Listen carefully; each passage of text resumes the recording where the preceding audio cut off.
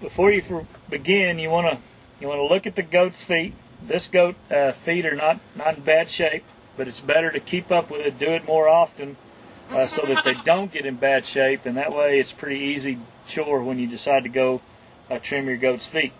But you want to visualize how the foot looks, how it's supposed to be, and a good way to get that visual picture is to picture how a baby goat's feet look, because they come out, they're just about perfect, they're just right. So if you visualize that in your mind, and then you just look and see how this one looks compared to that visual, because sometimes they'll get real long-toed and they'll start to fold under right here, which we're going to pick this up and look at it.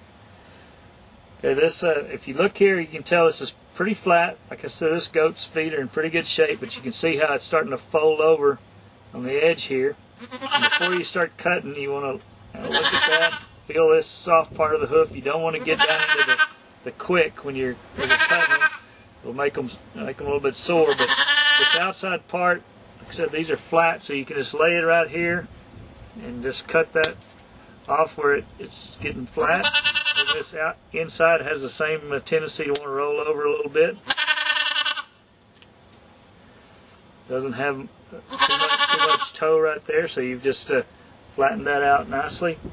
You just start right here, just lay these down there flat on that surface, and it just peels right off, especially, as I said, when they're kept in pretty good shape. You don't have much trouble with it. You don't want to stick the point down into the quick, you just want to lay it flat on the surface of his hoof, and then you can just kind of feel, he's got to walk on that. So if you can put it on your hand, you can tell it's nice and flat. Then you can use your rasp to finish that off. Again, a flat surface.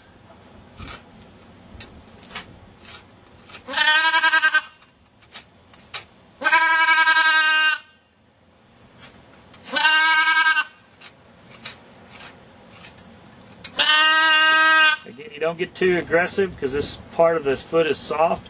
You just want it to be flat, and that's another good tool for this. You set that on there. Let's see if he's walking flat. Set it down on a hard surface and look at it and make sure you're doing good. At goat camp, we learned that the good way to study the hooves is when they're on a stand, because that's more like how they're going to be showing. Their heads up, they're standing on a flat surface, and you can tell how the hoof looks. You want to study the hoof again and visualize how the hoof should look. So we look here, and this one again is not bad. He's not twisting. We're not going to talk much about corrective hoof trimming. We're just going to talk about basic hoof trimming, which most goats, that's really all you need is the basics. If you get into corrective, you really have to make sure you know what you're doing when you start trying to correct one. Okay, we're going to lay this in here again. We don't have too much to trim off of this goat. Just lay it on there flat. Make sure your points aren't getting into the quick, and you just trim that right off on the outside. Again, lay it kind of flat on that hoof. Get that inside part off. Again, I'm laying it flat.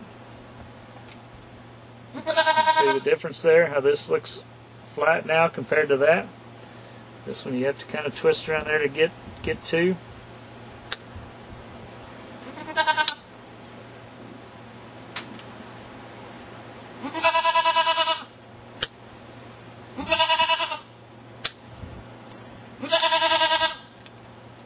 Better to take little bits at a time instead of try to get a whole chunk, because you sure can't put it back on. So just start taking little bits at a time until you get it looking flat.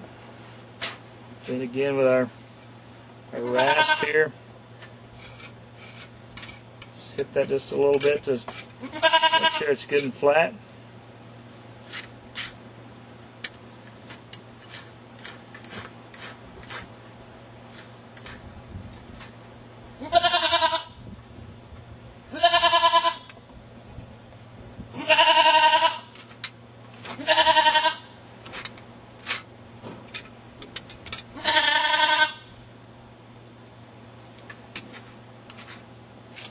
can study these goats. They'll walk a little bit and make one side of lean a little bit, but again, you always want it to look on, to get that hoof where it's on a flat surface, where it fits right on a flat surface.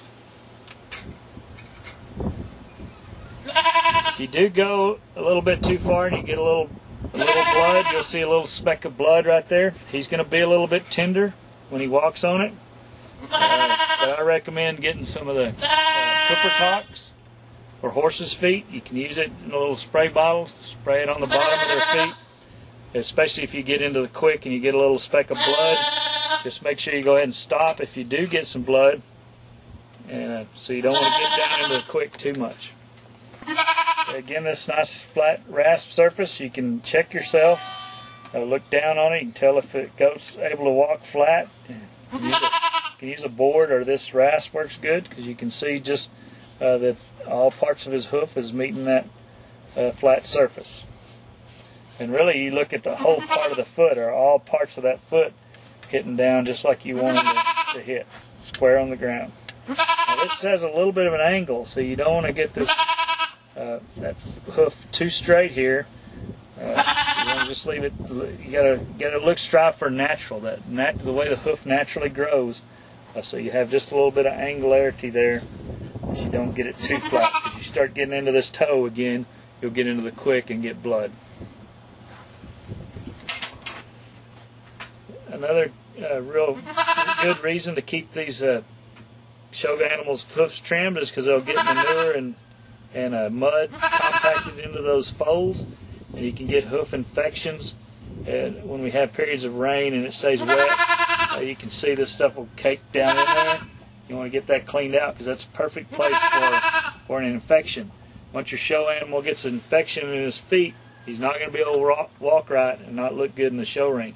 So you make sure you keep that cleaned out and these feet trimmed, and it's going to keep that spot from gathering the mud and manure that it would be when they're untrimmed.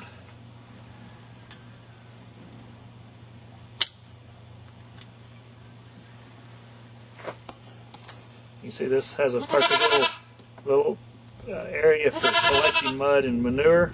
Just trim that right off. You can see there won't be a spot for it to collect in, so this goat won't get a hoof infection, or he's less likely to get a hoof infection from the mud and rain.